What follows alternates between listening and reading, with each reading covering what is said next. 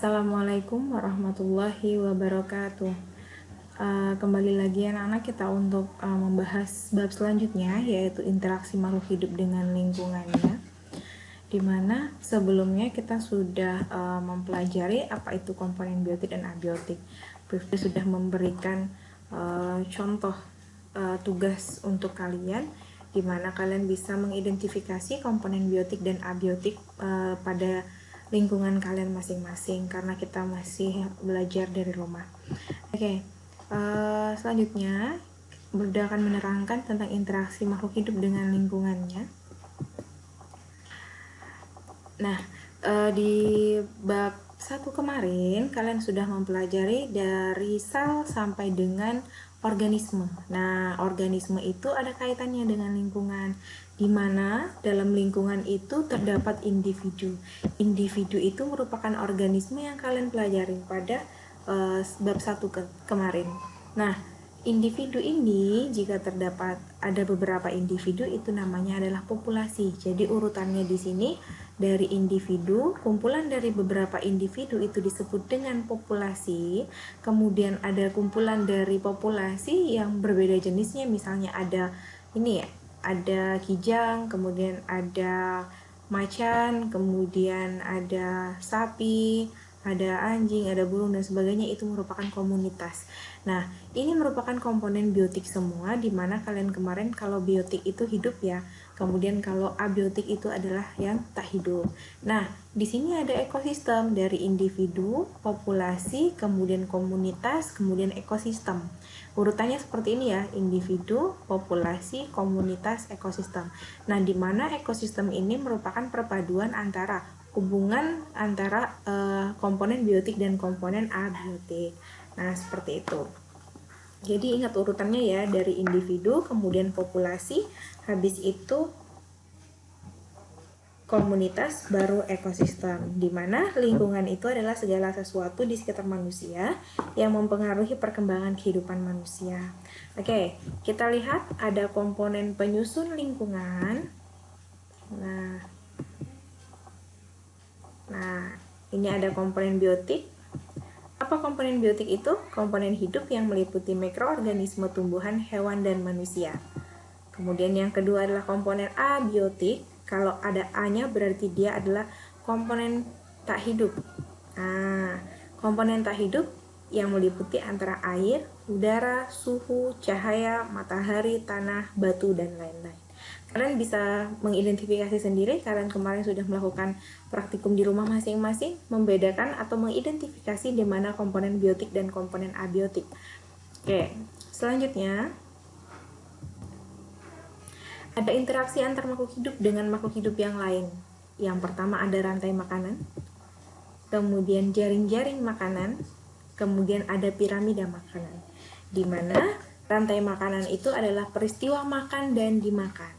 Nah, antara makhluk hidup yang berbeda jenis. Jadi, kalian kemarin juga sudah melakukan udah suruh menggambar ya, menggambar rantai makanan, kemudian kalian upload di Instagram kalian masing-masing. Nah, di mana rantai makanan itu terdiri dari apa saja? Kita lihat. Kita bahas. Sudah benar belum rantai makanan yang kalian buat kemarin? Rantai makanan. Nah, ini rantai makanan. Di mana ada produsen, kemudian ada konsumen satu yang artinya berhubungan langsung dengan produsen, seperti tikus. Tikus langsung memakan padi. Kemudian konsumen satu dimakan oleh konsumen dua, kemudian konsumen dua dimakan oleh konsumen tiga, kemudian nanti konsumen 3 akan diuraikan. Diuraikan artinya apa? Dekomposer. Dekomposer artinya pengurai, di mana nanti dia akan hancur dan akan menjadi jamur. Nah, ini merupakan peristiwa rantai makanan. Silahkan dicek masing-masing kemarin rantai makanan yang sudah dibuat oleh kalian itu sudah benar atau belum. Nah,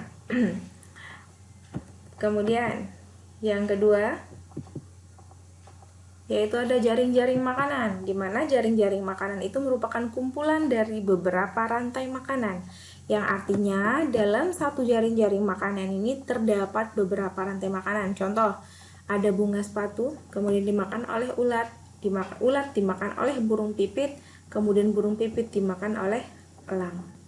Nah, kemudian ini ada lagi ada sawi. Sawi kemudian dimakan oleh ulat, bisa juga dimakan oleh belalang, dimakan oleh tikus. Kita lihat ada berapa rantai makanan di sini.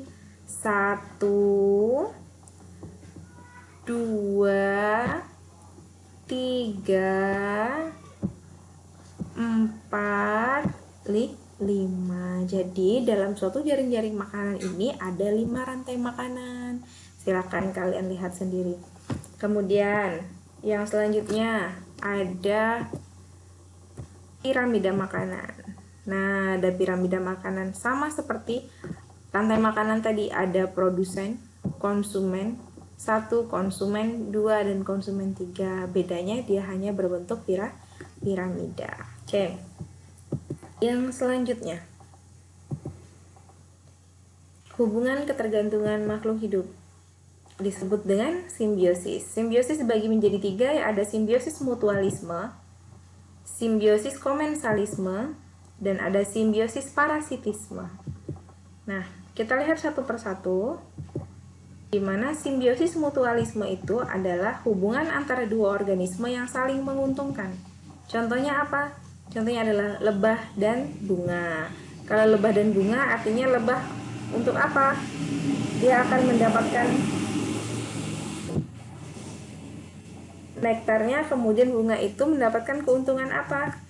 Bisa mekar. Kemudian simbiosis komensalisme yang artinya hubungan antara dua organisme yang satu diuntungkan dan yang satu tidak dirugikan, berarti tidak apa-apa. Nah, ini bunga anggrek dan pohon mangga atau tempat singgahnya. Bunga anggrek bisa hidup dengan bagus, kemudian tumbuhan yang dihinggapinya ini tidak dirugikan, artinya nggak apa-apa kalau kamu mau hinggap di sini, seperti itu. Kemudian sama seperti ikan hiu dan ikan remora.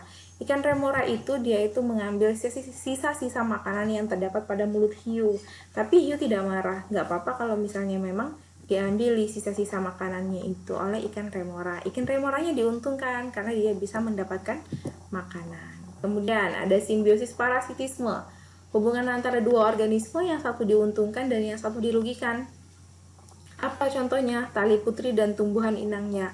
Kenapa yang satu dirugikan? Nanti yang dililiti oleh tali putri itu akan mati. Tumbuhan inangnya itu akan mati. Oke. Selanjutnya, peran organisme berdasarkan kemampuan menyusun makanan. Ada organisme autotrof, ada organisme heterotrof. Organisme autotrof itu merupakan organisme yang dapat menghasilkan makanan sendiri melalui proses fotosintesis. Organisme autotrof itu adalah semua tumbuhan. Semua tumbuhan itu merupakan organisme autotrof karena dia dapat menghasilkan makanan melalui proses fotosintesis. Sedangkan hewan, dia tidak bisa membuat makanan sendiri, artinya dia menggunakan hewan lain atau tumbuhan yang lain. Nah, hewan itu merupakan organisme heterotrof. Kenapa? Karena organisme yang mendapatkan makanan dengan mengambil atau memakan organisme yang lainnya. Nah, organisme heterotrof itu ada 3. Yang pertama yaitu herbivora, pemakan tumbuhan, karnivora, pemakan daging, dan omnivora, pemakan segala. Oke, selanjutnya. Nah, ada istilah-istilah penting. Yang pertama apa? Ada dekomposer. Dekomposer artinya adalah pengurai atau organisme yang memakan organisme mati. Kemudian yang kedua ada detritivor. Detritivor adalah organisme yang memakan sisa-sisa makhluk hidup atau bangkai. Kemudian ada predator yang disebut dengan pemangsa. Kemudian ada produsen, makhluk hidup yang dapat membuat makanannya sendiri. Kemudian ada saprofit, organisme yang dapat mengubah senyawa organik menjadi anorganik. Oke, terima kasih. Semoga materinya bisa dipahami. Ini merupakan materi sebelum UTS ya. Nanti UTS-nya itu akan dari bab 1, bab 2 sampai bab 3. Ini bab 2-nya. Nanti bab 3-nya kita akan mempelajari tentang pencemaran lingkungan. Terima kasih. Assalamualaikum warahmatullahi wabarakatuh.